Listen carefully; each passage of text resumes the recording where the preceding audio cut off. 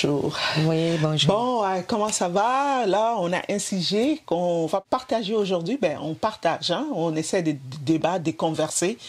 Et il n'y a pas de bonnes réponses, mauvaises réponses, mais c'est les idées de la vie, parce que nous vivons avec ça. C'est des choses qui nous arrivent souvent. On veut essayer un peu de parler de sujets que c'est un peu comme un peu tabou. C'est comme si ça n'existait pas, mais c'est des choses qui existent quand même dans le milieu chrétien où on voit un chrétien qui se marie avec un non-chrétien. Mais souvent, ces sujets-là, on effleure moins souvent ça. Et alors, on voulait parler, les inconvénients et les bons côtés, les avantages, parce qu'il y a toujours un bon côté, un mauvais côté, et trouver un peu la solution pour remédier à ça, parce que c'est pas facile hein, quand telle personne a une vision, surtout de Dieu, qu'on ne voit pas, et l'autre qui lui dit qu'il n'existe pas. Et qu'est-ce que tu en penses? Moi, je pense que c'est un sujet qui est vraiment d'actualité. Et puis, ben, il y a beaucoup de gens qui en vivent. Il y a des couples qui vivent beaucoup de ça, mais qui n'en parlent pas. Oui. Pourquoi? Parce que des fois, il y a des couples, la femme est prise, elle est chrétienne, son mari, il n'est pas chrétien. Voilà. Mais avant comme on appelle ça, de se marier, le monsieur, il peut dire ou la femme, oui, comment je veux, quand on va être ensemble, je vais épouser ta religion. Mais jusqu'à ce qu'il se marie, et là, il dit, bon, moi, je fais ma religion, toi aussi, tu fais ta religion. Mais dans la maison, quand les gens habitent ensemble, c'est là qu'ils se connaissent. Voilà. Parce que les gens, quand ils n'habitent pas ensemble, là, ils ne savent pas, ils peuvent dire qu'ils se connaissent, mais ils ne se connaissent pas à fond. Voilà. Mais en vivant dans la maison, c'est là que tu découvres les défauts. Et qui est cette personne que tu as mariée? Oui, il y a aussi ça, que les gens se découvrent quand ils ne sont pas encore mariés. Mais il y a aussi un peu l'anecdote où les gens disent que on ne sait pas encore, on va se connaître. Est-ce que les gens finissent par se connaître? Parce que malgré qu'ils disent qu'on va se connaître, on va pas prendre autant de peut-être d'années pour se connaître. Est-ce qu'ils se connaissent vraiment pour de vrai? Parce que quand tu arrives dans le mariage et que tu découvres une autre personne, est-ce que c'était pas une forme d'hypocrisie où la personne cachait ou parce qu'il voulait t'avoir et puis il décide de pas complètement. Voilà. Mais c'est vrai, parce que la personne, s'il veut de toi, il va pas te montrer son vrai visage. Il va te montrer ce que tu veux voir. Il va te montrer ce que tu veux voir et toi, tu vas penser que tu connais cette personne. Jusqu'à ce que tu vas accepter de l'épouser. Est-ce que tu pourrais expliquer qu'est-ce que quand tu dis il veut te faire voir ce que tu veux voir? Il va te montrer le bon côté pour te plaire. Est-ce que c'est parce que toi, tu t'es déterminé ou est-ce que parce que tu as montré une position aussi et que lui saisit cette position-là? Non, parce qu'il s'est dit, elle est chrétienne, moi je ne suis pas chrétienne. Si je lui montre que j'aime pas les prières, sa religion et autres, sa chrétienté. Sa chrétienté, c'est sûr qu'elle va me laisser, elle ne va pas continuer la relation. Ça va dépendre de la fille. Il y a des filles, elles ne vont pas regarder ça, mais une vraie chrétienne, le monsieur, s'il a vu, là, pour lui montrer que bon, il épouse sa religion, il ne va pas lui montrer son côté négatif de cette religion. Il va lui montrer que bon, j'épouse sa religion, voilà. Oui, ça ne me dérange pas que tu pries. Oui, je suis ouvert à tout, à ta prière, ça ne me dérange pas. Donc il va lui montrer tout ce qui est beau. Et la fille va penser vraiment qu'il est avec lui, avec elle. Donc ils vont cheminer ensemble jusqu'à ce qu'ils se marient. Et en étant mariés, ils vont vivre ensemble. Voilà.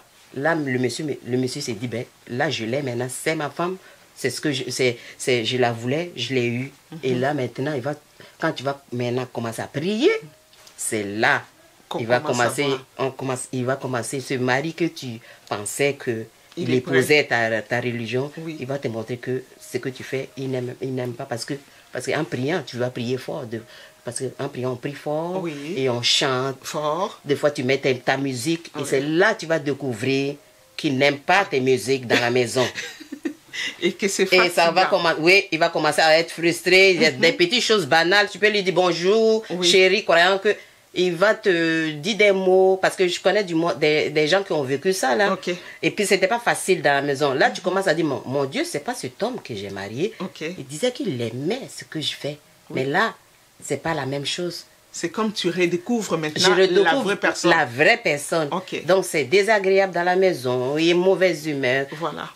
ces personnes-là, cette femme qui est chrétienne, Ok. deux fois, elle doit aller se cacher pour prier. Ah, Ah oui, elle doit aller se cacher pour prier. Oui. Et quand le mari n'est pas là, elle peut crier dans la Comme maison comme elle veut. Elle prie bien son Jésus. voilà. Mais quand il arrive, c'est le silence total. Il faut abaisser, se soumettre à Oui, la volonté. oui, parce que le monsieur n'aime Il va- pas que tu pries. Et il y a aussi les termes qu'ils ont utilisés, parce que bien qu'ils ne prient pas, mais ils utilisent ces termes, femme soit soumise. Oui, la femme soit... Oui, elle est soumise. Oui, c'est pas parce que quand je prie, je ne suis pas soumise. Voilà. Mais tu as dit que tu épouses ma religion. Ok. Pourquoi? Je fais tout à... Je vais cette femme, elle prépare à manger, elle fait tout, elle est soumise. Mais la religion, ça fait partie de cette personne. Ok. Parce que tu m'as épousée en sachant que j'étais chrétienne. Oui. Donc là, tu ne vas pas me dire maintenant je ne vais pas prier. Donc tu n'étais pas vrai. L'homme n'était pas vrai quand il a dit il m'épousait avec ma religion. À ces moments, qu'est-ce qu'on pourrait conseiller aux femmes quand même? Parce que c'est pas facile. Quand tu tombes en amour, tu tombes en amour de la personne, tu tombes pas de son caractère qui vient ou caché. Parce que c'est la personne, tu as vu la beauté, ou son bon parler, ou ses accoutrements, comment qu'il est. Donc, parce que les femmes aussi, on a toujours des qualités. Quand on voit quelqu'un, je veux qu'il soit beau, grand, et puis c'est pas facile. Hein, parce qu'une fois, ces côtés-là, ça tue quand même l'amour. Et quand ça tue l'amour, la personne voit plus ses côtés, il est beau, charmant, ou c'est des problèmes. Et ça crée, qu'est-ce qu'on pourrait dire? Déjà, même en voulant marier quelqu'un, là, si déjà toi tu te mets, la femme, tu veux épouser cette personne à cause de son physique, ça c'est pas de l'amour. Okay. Ça c'est le physique que tu vas épouser. Pour la beauté, tu vas épouser. Okay. Parce que si tu dis tu aimes une personne, c'est pas son physique ou sa taille. Oui. C'est en dedans, là, c'est le cœur qui doit battre. Okay. C'est pas son physique. Ça marchera jamais. Oh. Ça marchera jamais. Et puis, si tu veux que ton mari épouse cette religion, tout ce que tu peux faire là, en étant une femme qui prie là, tu vas prier pour que Dieu aille toucher le cœur de cet homme. Parce que toi, en tant qu'être humain, tu ne pourras pas changer son cœur. Mais Dieu, ton Dieu que tu crois là, lui il pourra changer ce cœur là de cet homme là et le ramener vers toi. Et si la personne croit fermement que ce qu'il lui dit, c'est vraiment ça et qu'il s'est bâti sur ça, comment faire? C'est bâti en disant... En disant que moi, ce que tu fais, c'est n'importe quoi. Je ne crois pas que Dieu est vraiment, il peut agir. En ce moment, tu vis parce que tu deviens malheureuse, heureuse.